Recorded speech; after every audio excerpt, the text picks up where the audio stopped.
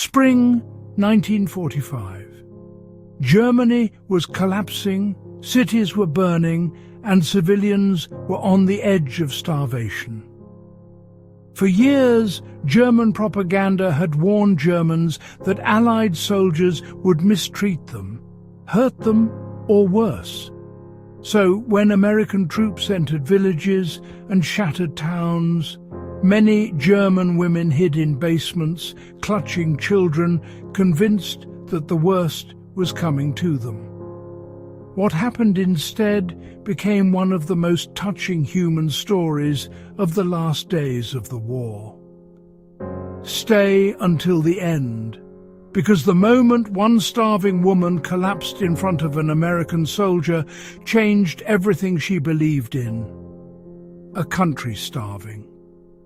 By early 1945, food in Germany had become almost non-existent. Railroads lay in ruins. Farms had no fuel. Supply depots had been bombed into dust. Many German civilians survived on whatever they could find. Burned potatoes dug from fields, thin soups made from grass or nettles, stale bread shared between entire families. Women, the elderly and children often suffered the most. Their husbands and sons were gone, fighting, or already not alive anymore. What remained was fear, lack, and hunger. In some villages, people hadn't eaten a proper meal in days. Some hadn't eaten in a week. And for one woman, the collapse had finally caught up with her. The Americans arrive. When American troops finally reached her town, civilians watched from shattered windows and cracked doors.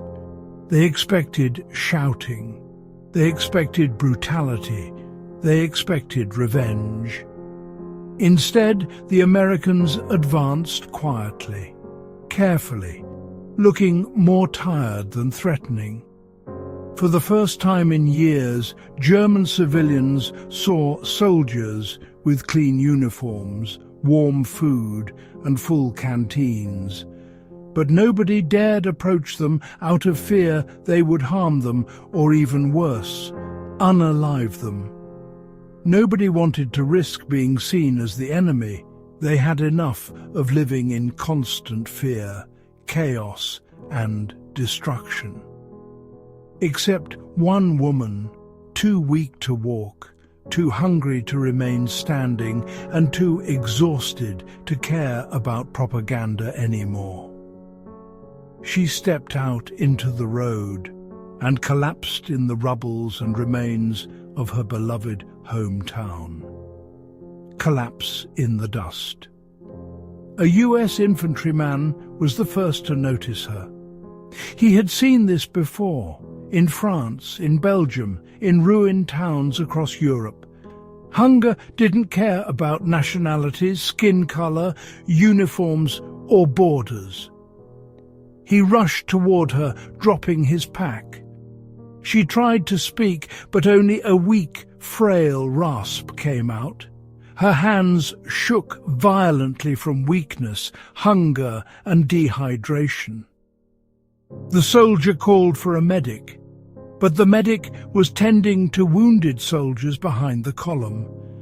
So this American soldier did what any decent person would.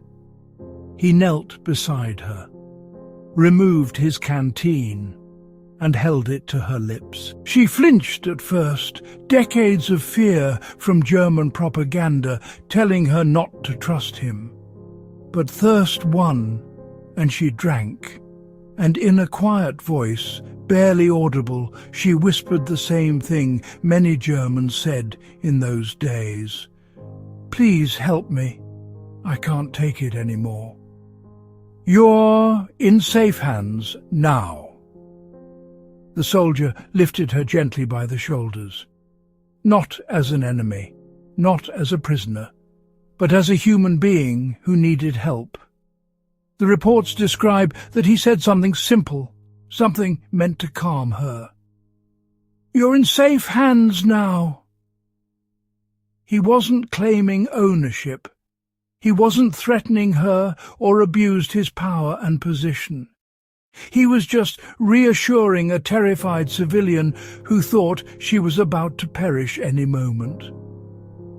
The woman tried to stand, but couldn't. Her legs were simply too weak. So the American put her arm over his shoulder and slowly walked her toward a field kitchen. The food she never forgot. American field kitchens in occupied Germany often prepared stew, cornbread, biscuits, potatoes, and watered-down coffee. According to military diaries from the 1st and 3rd US armies, starving German civilians were sometimes given leftovers after troops had eaten. The woman was handed a tin cup of soup, hot, salty, and rich compared to anything she had tasted in months. She cried when she swallowed the first spoonful, not because it was delicious, but because she realized everything she'd been told about Americans was wrong. A changing world. Encounters like this, simple acts of kindness, spread quickly among civilians. Stories of American soldiers sharing food, handing out chocolate, or offering medical help circulated through villages.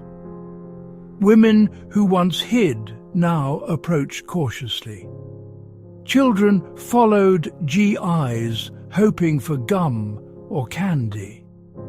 And the myth of the American monster collapsed faster than the regime that had created it.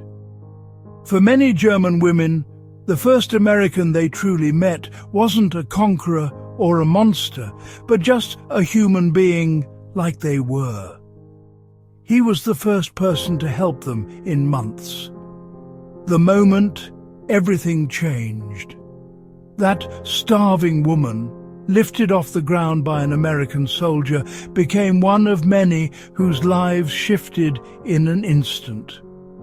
Not because of a battle, or a political speech or a treaty, but because of human compassion at a moment when everything else had fallen apart.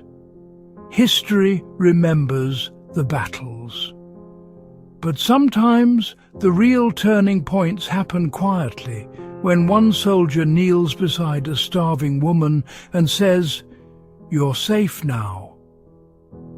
This is a true World War II story, because sometimes compassion is all it takes to break years of propaganda. Do you agree?